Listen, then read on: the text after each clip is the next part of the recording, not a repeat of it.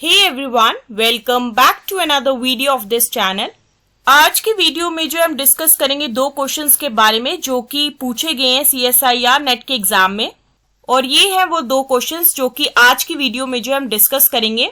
सबसे पहला क्वेश्चन जो है वो पूछा गया था नवंबर 2020 में, और वो भी 3 नंबर का, और इसी के साथ ही जो क्वेश्चन नंबर 2 है वो पूछा गया था फरवरी 2022 में, और इसके भी मार्क्स जो थे वो 3 थे। और ये दोनों के दोनों क्वेश्चंस जो है वो बेस्ड है कॉची फर्स्ट और सेकंड थ्योरम ऑन लिमिट्स पे, जो कि हम जर्नली पढ़ते हैं ग्रेजुएशन में सीक्वेंस एंड सीरीज के चैप्टर में। और रीसेंट के पेपर्स में देखा गया है कि इसमें से भी जो क्वेश्चंस पूछे जाते हैं। तो चलिए बिना टाइम वेस्ट करते हुए हम डिस्कस करते हैं इन दोनों क्वेश्चंस के बारे में और जानने की कोशिश करते हैं कि कौन से क्वेश्चन में जो है यूज करेंगे हम Cauchy first theorem on limits और कौन से क्वेश्चन में जो है हम यूज करते हैं Cauchy second theorem on limits. तो चलिए आ जाते हैं हमारे क्वेश्चन नंबर 1 की तरफ। इसमें जो है हमें पूछा गया है कि limit n tends to infinity जब हम अप्लाई करते हैं इस पे, जो कि है ब्रैकेट के अंदर है n+1 into n+2 so on up to n+n, bracket close करके इसकी पावर में क्या है 1/n है डिवाइडेड बाय n। तो इस क्वेश्चन में जो है हमें इस लिमिट की वैल्यू निकालनी है, और इसी के साथ ही जो है हमें 4 ऑप्शंस दिए गए हैं और हमें बताना है कि इन चारों में से करेक्ट आंसर क्या है। अगर मैं बात करूं ऑप्शन ए की, तो ऑप्शन ए में दिया गया है कि इस लिमिट की वैल्यू जो है वो e/4 के बराबर होगी। ऑप्शन बी में है कि इसकी वैल्यू जो है वो 4/e के बराबर होगी। ऑप्शन सी में है कि इसकी वैल्यू जो है वो e के बराबर होगी, और साथ ही साथ ऑप्शन डी में दिया गया है कि इसकी वैल्यू जो है वो एग्जिस्ट ही नहीं करेगी। तो इस क्वेश्चन में जो है बेसिकली हमें 4 ऑप्शंस दिए गए हैं और हमें बताना है कि इन चारों में से करेक्ट आंसर क्या है। जो भी करेक्ट आंसर होगा वो वैल्यू होगी इस लिमिट की। तो चलिए डिस्कस करते हैं इस क्वेश्चन के सोल्यूशन को। इस क्वेश्चन के सोल्यूशन को डिस्कस करने से पहले हम डिस्कस करेंगे एक रिजल्ट के बारे में जो कि हम यूज करेंगे इस क्वेश्चन में, और वो है Cauchy second theorem on limits. अब ये Cauchy second theorem on limits होती क्या है? तो इसमें क्या होता है कि हम मान के चलेंगे कि an जो है वो एक सीक्वेंस है जो कि सेटिस्फाई कर रही है कि an जो है वो ग्रेटर देन 0 होगा for all n belongs to capital N। इस केस में कैपिटल N जो है वो डिनोट कर रहा है सेट ऑफ नेचुरल नंबर्स को, और इसी के साथ यही चीज हो जाए कि limit n tends to infinity an जो है वो l के बराबर हो। तो उस टाइम पे हम ये चीज कहेंगे कि limit n tends to infinity bracket के अंदर होगा a1 a2 so on up to an, bracket close, और उसकी पावर में होगा 1/n, और ये चीज जो है वो बराबर होगी l के। इसी थ्योरम से जो है एक करोलरी रिलेटेड है जो कि कुछ इस तरीके की है। इसमें जो है हम मान के चलेंगे कि an जो है वो एक सीक्वेंस है पॉजिटिव रियल नंबर्स की, और साथ ही साथ ये चीज हो रही है कि limit n tends to infinity an+1 divided by an जो है वो a के बराबर है। यहाँ पे a जो है वो ग्रेटर देन 0 होना चाहिए। तो उस टाइम पे हम ये चीज कहेंगे कि limit n tends to infinity an की पावर 1/n जो है वो a के बराबर होगा। तो ये वो रिजल्ट है जो कि हम यूज करेंगे क्वेश्चन नंबर 1 के लिए। तो चलिए अब हम आ जाते हैं हमारे क्वेश्चन की तरफ। इस क्वेश्चन में जो है हमें निकालनी है limit n tends to infinity, bracket के अंदर है n+1 into n+2 so on up to n+n, bracket close, और इसकी पावर में है 1/n डिवाइडेड बाय n है इस केस में। इस केस में क्या करेंगे कि हम इसके न्यूमरेटर को तो एज इट इज रहने देंगे, और अगर मैं बात करूं इसके डिनोमिनेटर की तो उसमें क्या है n, और इसी n को जो है मैं ऐसे भी लिख सकती हूँ n की पावर n की होल पावर 1/n। तो इससे जो है कोई भी फर्क नहीं आएगा इस n के ऊपर। और फिर उसके बाद जो है मैं इसके न्यूमरेटर और डिनोमिनेटर में से जो है 1/n की पावर को जो है वो कॉमन आउट कर दूंगी। तो उसके बाद ये चीज जो है वो फर्दर बराबर होगी limit n tends to infinity, bracket के अंदर होगा n+1 into n+2 so on up to n+n divided by n की पावर n की होल पावर 1/n। अब इसमें हम फर्दर ये चीज करेंगे कि जिसकी हमें लिमिट निकालनी है उसको जो है हम मान के चलेंगे कि वो बराबर है an के, ताकि हमें उसे दोबारा से जो है वो रिपीटिवली लिखना ना पड़े। तो चलिए मान के चलते हैं कि an जो है वो बराबर है, ब्रैकेट के अंदर है n+1 into n+2 so on up to n+n divided by n की पावर n की होल पावर 1/n। और इस केस में क्या है कि an जो है वो एक सीक्वेंस है पॉजिटिव रियल नंबर्स की, और अगर हमने an को जो है वो मान ही लिया कि इसके बराबर है, तो इसका मतलब ये है कि हमें इस क्वेश्चन में जो है वो निकालना है limit n tends to infinity an की वैल्यू। तो उसके लिए जो है हमें दोबारा से मान के चलना पड़ेगा कि bn जो है वो किसके बराबर होगा n+1 into n+2 so on up to n+n divided by n की पावर n। ताकि जब हम bn की पावर 1/n ले तो वो किसके बराबर आ जाए, an के बराबर आ जाए। और इस केस में क्या है कि अगर an जो है वो एक सीक्वेंस है पॉजिटिव रियल नंबर्स की, तो यहां से हम ये चीज भी तो कह सकते हैं कि सीक्वेंस bn भी जो है वो एक सीक्वेंस है पॉजिटिव रियल नंबर्स की। अगर हमने bn की पावर 1/n को जो है वो मान ही लिया कि an के बराबर है, और इस क्वेश्चन में जो है हमें निकालना है limit n tends to infinity an की वैल्यू, तो इसमें हम बेसिकली क्या करेंगे कि अब हम कैलकुलेट करेंगे limit n tends to infinity bn की पावर 1/n की वैल्यू, ताकि जो है हम इसकी वैल्यू निकाल पाएं। तो चलिए दोबारा से आ जाते हैं आज के रिजल्ट की तरफ। इस क्वेश्चन में जो है हम बेसिकली इस क्रॉलरी का जो है वो यूज करेंगे। इस क्रॉलरी में जो है वो जिक्र किया गया है सीक्वेंस an का, तो हमारे क्वेश्चन में क्या है, सीक्वेंस bn है जो कि एक सीक्वेंस है पॉजिटिव रियल नंबर्स की। और अगर हमें इस क्रॉलरी को यूज करना है तो सबसे पहले तो हमें कैलकुलेट करना पड़ेगा limit n tends to infinity bn+1 divided by bn, जो कि हमारे क्वेश्चन के केस में है। तो चलिए कैलकुलेट करते हैं limit n tends to infinity bn+1 divided by bn की वैल्यू, ताकि जो है हम इस क्रॉलरी को यूज कर पाएं। और अगर हमें इस लिमिट की वैल्यू निकालनी है तो सबसे पहले तो हमें पता होना चाहिए कि bn+1 होगा क्या।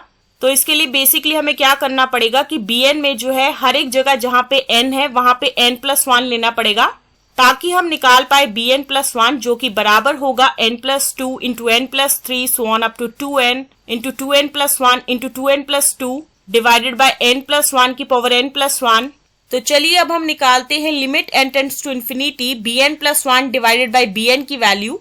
इसमें सबसे पहले हम लिखेंगे limit n tends to infinity, फिर उसके बाद हम लिखेंगे bn+1 इंटू रेसिप्रोकल होगा bn का, और उसके बाद जो है हम कैंसिलेशन शुरू कर देंगे। n+2 जो है न्यूमरेटर का वो कैंसिल आउट हो जाएगा डिनोमिनेटर के n+2 से, n+3 न्यूमरेटर का कैंसिल आउट हो जाएगा डिनोमिनेटर के n+3 से, सो ऑन करते करते जो है न्यूमरेटर का 2n जो है वो कैंसिल आउट हो जाएगा डिनोमिनेटर के 2n से।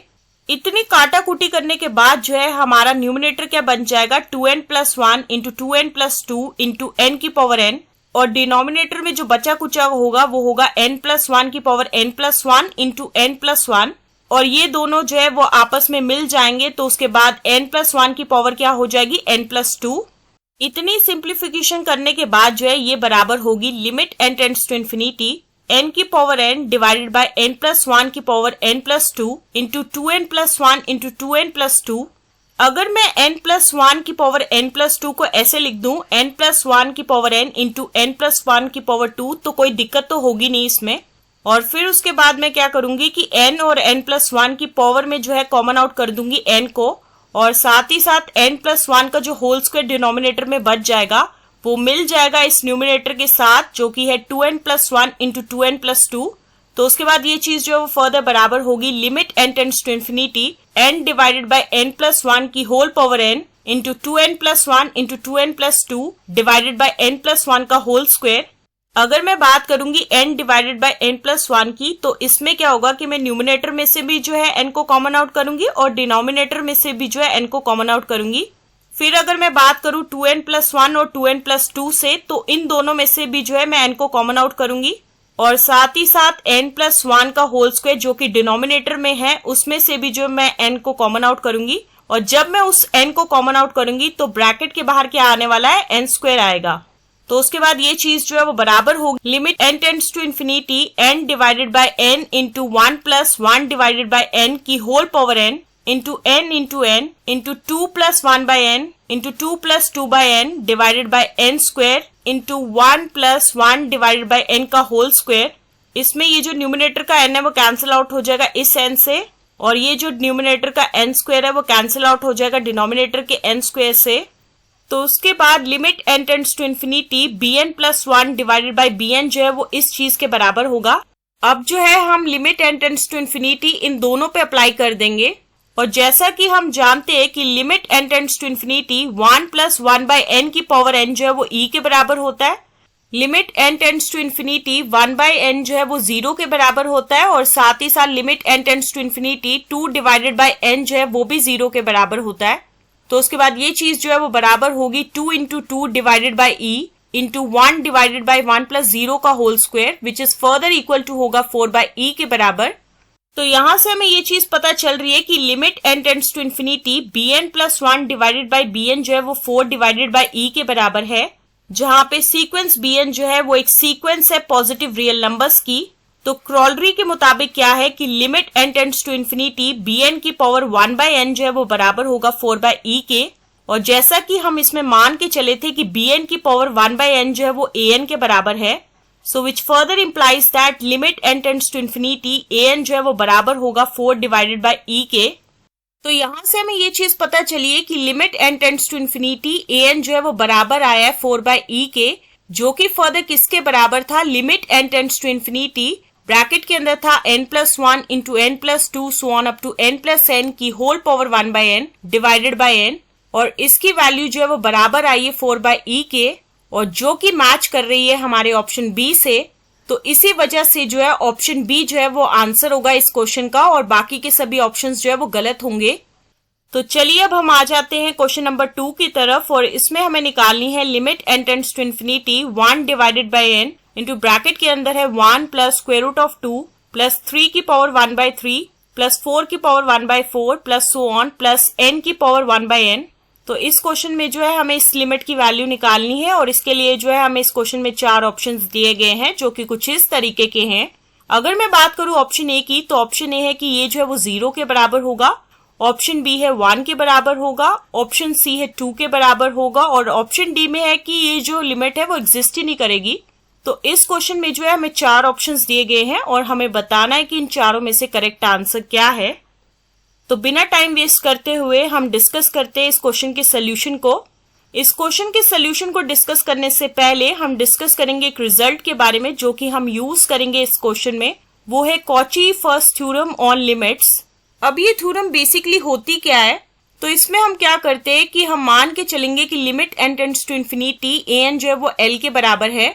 तो उस टाइम पे हम ये चीज कहेंगे कि limit n tends to infinity a1 plus a2 plus so on up to an divided by n जो है इसकी वैल्यू जो है वो l के बराबर होगी। तो ये वो रिजल्ट है जो कि हम यूज करेंगे इस क्वेश्चन नंबर 2 में। तो चलिए अब हम आ जाते हैं आज के क्वेश्चन की तरफ, और जैसा कि मैंने आपको बताया कि हमें जो है इस लिमिट की वैल्यू निकालनी है। अगर मैं इस चीज को जो है वो कंपेयर करूं इस चीज से, तो यहां से आपको ये चीज पता चल रही होगी कि a1 जो है वो किसके बराबर है 1 की पावर 1, a2 जो है वो बराबर है 2 की पावर 1/2, a3 जो है वो बराबर है 3 की पावर 1/3, सो ऑन करके an की जो वैल्यू है n की पावर 1/n है।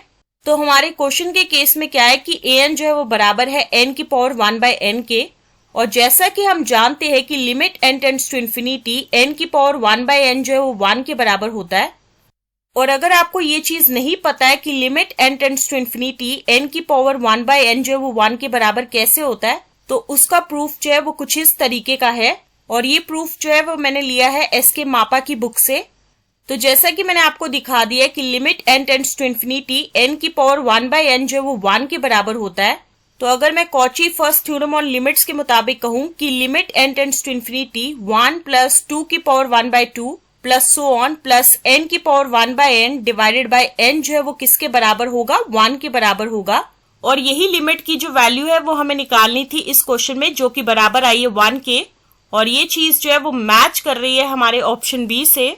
तो इसी वजह से जो है ऑप्शन बी जो है वो बिल्कुल सही है, और बाकी के सभी ऑप्शंस जो है वो गलत है। So this is the explanation to question number 2-1। तो मिलते हैं नेक्स्ट वीडियो में नए क्वेश्चन के साथ। So stay tuned for the next video.